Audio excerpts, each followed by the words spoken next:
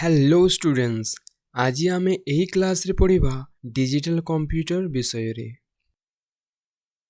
आमे previous class रे पढ़िथिले analogue computer विषय रे। जदि तुमे देखि नाही सेही वीडियो को फास्ट देखिनियो, डिस्क्रिप्शन रे लिंक अछि। आज आमे जानिबा what is digital computer. Digital computer काहाकू कहा जाय, किभली भावरे डिजिटल कंप्यूटर कार्य करिथाय। एनालॉग डाटा सहित बाइनरी लैंग्वेज रो सम्मिश्रण रे डिजिटल कंप्यूटर रो सृष्टि। What is digital computer?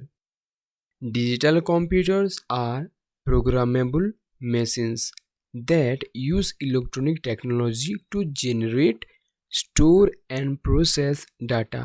Two terms, positive 1 and non-positive 0, compose the data into a string. ଏହାର ଅର୍ଥ ହେଲା कंप्यूटर ହେଉଛି ଗୋଟିଏ इलेक्ट्रोनिक उपकरण जहाँ बाइनरी कोड 0 एवं 1 को व्यवहार करी जटिल तथ्य प्रक्रियाकरण करे।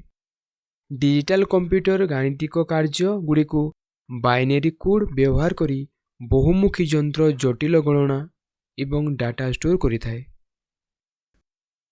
डिजिटल कंप्यूटर को चारि भागरे विभक्त कराଯାଇଛି: micro computer, mini computer, mainframe computer एवं सुपर कंप्यूटर। जानि नवा किछि उदाहरण सहित एही समस्त कंप्यूटर विषय रे। लैपटॉप हेउछि गोटे माइक्रो कंप्यूटर रो उदाहरण। नोटबुक एवं डेस्कटॉप माइक्रो कंप्यूटर रो उदाहरण। डिजिटल वॉच मध्य माइक्रो कंप्यूटर रो उदाहरण। मोबाइल हेउछि माइक्रो कंप्यूटर रो उदाहरण। साइज रे medium, price more expensive, supporting 250 users at a time. Memory big, speed higher, useful small and medium companies.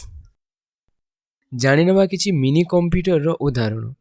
IBM ES400, IBM system 300, HP 300, prime 9750। Supporting गोटे समय रे आमे 100 रु 1000 यूजर्स एट ए टाइम आमे काम करि पारिबा ई main frame computer रे। Memory big storage capacity थाए एवं स्पीड हायर थाए। यूजफुल बिग कंपनीज एवं बैंक रे एही कंप्यूटर यूज होय थाए। जानि नबा किछि example. IBM 4381, ICL 39 series, CDS, cyber series. easy be attached to any network and even to microcomputer। एही कंप्यूटर को आमे सबु नेटवर्क रे अटैच करि पारबा easily. Super computers are one of the fastest computer currently available. They are very expensive and are employed for specified applications that are require imagine amount of mathematical calculations. They are computers use biggest capacity and highest working speed among all calculations. They have multiple CPUs arranged and working parallel to each other in supercomputer. A CPU consists of many ALU and each ALU is arranged for specific process. For example, weather forecasting, scientific simulations, graphics, fluid dynamic calculation, nuclear research, electronics design and analysis of geographical data। यार अर्थ है super computer आमे big बहुत बड़ data को collect करिबारे साहाय्य करिथाय।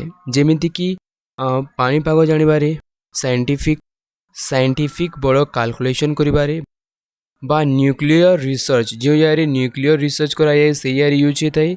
एवं geographical data आमे जो गूगल रे देखिथाऊ गूगल मैप सेटा भी सुपर कंप्यूटर रो अवदान। नेक्स्ट क्लास रे आमे पढ़िबा हाइब्रिड कंप्यूटर विषय रे।